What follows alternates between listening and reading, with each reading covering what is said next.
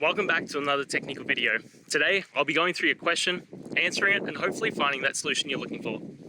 Guys, remember to stay just a little bit crazy, just like me, and hopefully you work through to that resolution.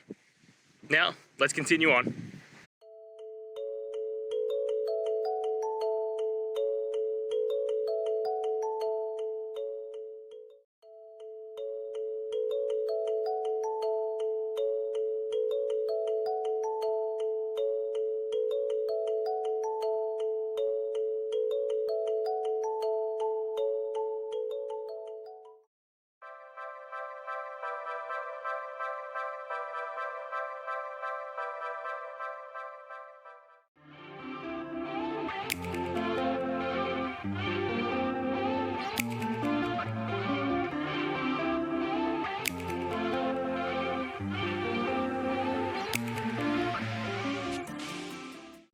And that's it, guys. I hope that's found the answer that you were looking for and you got through to that solution.